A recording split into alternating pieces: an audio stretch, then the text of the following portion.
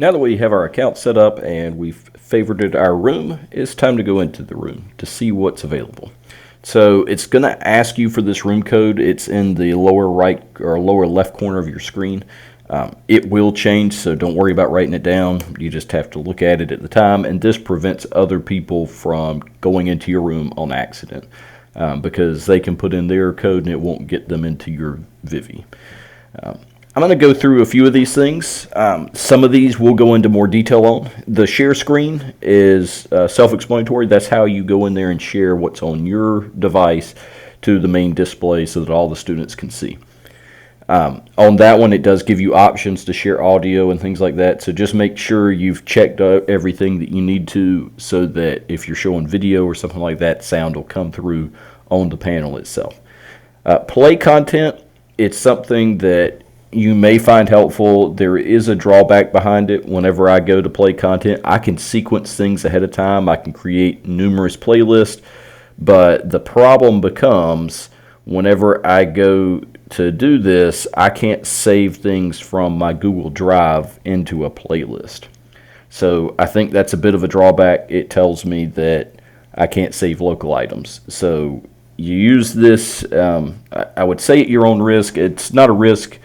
It tells you that it's not going to save it, but I found that if you have videos or something sequenced that you want to show, this could be really helpful.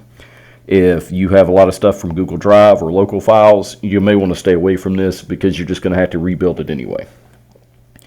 Your whiteboard, whenever we go to it, understand that the whiteboard you see is not going to be the whiteboard that they see until you share the screen. So you won't actually be sharing to your screen until you present it. So this allows you, though, to have a full whiteboard on your device that other students can see. The other thing, too, is you can change, if you click this picture down here, so that you can use line, graph, any number of things for you to do. So we can give students control. Now, when we talk about giving students control, this is not available at the moment because some settings have to be changed so that students can connect to it. For right now, only teachers can, but understand this is something that we're going to be pushing out if possible. The only problem that we may run into is a network issue where students won't be able to share. But that is the goal, is to be able to give students control as well, and I'll show you in another video what that looks like for the student. Whenever we go to clocks and timers, this is where I can display just a clock on my panel, a stopwatch, or a timer. So if I know I'm just going to do an activity that I don't need to display anything, but I want to have my timer up, I can set my timer to 10 minutes and then display timer, and it's going. It shows on my display and will count down. Also, you can disable the audio alert so that if you have students that are sensitive to noise or things like that, it won't ring anything, it won't do anything.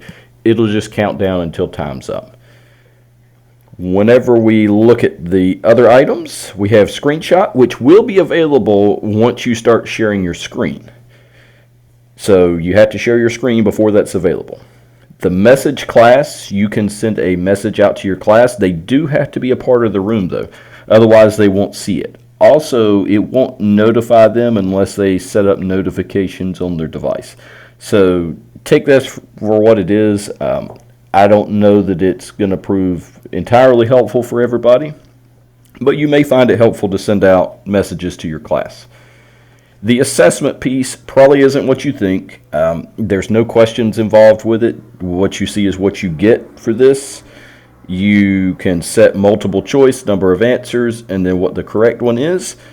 And then the students are prompted to do the same. So they're prompted to answer the question. But as you can see, there's no questions on here, so you have to have the questions that you're asking. The other thing is, once it's done, this doesn't export or do anything, so I can't really use this for any type of formative or summative assessment, or even formative. You just don't have any data to fall back on. So, I mean, it could be a quick thing that you just want to get a pulse of the class. It's perfect for that. Polls, also probably not what you're thinking.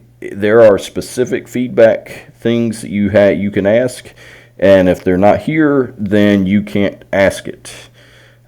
So it may prove helpful, like how do you feel about what we learned today?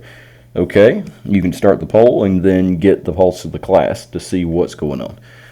So there's lots of these tools in here, and then the wellness piece. Like I said, it may be something you want to do with your class. It may not, different breathing exercises, things like that. So it's something that I would definitely go through and look at it first, because some of these things you may not want to do with your class, or it may just not be appropriate for your class depending on age. So I'd go through and make sure that you do preview these resources before you use them. And that's pretty much it. That is all of the stuff that's available in Vivi. And like I said, I'm going to go into greater detail on some of these individually, especially when it comes to screen sharing and the whiteboard, so that we can look at each individual thing and how it can be used. If you have any questions about just the initial part of your room or even how to get into it, just let us know.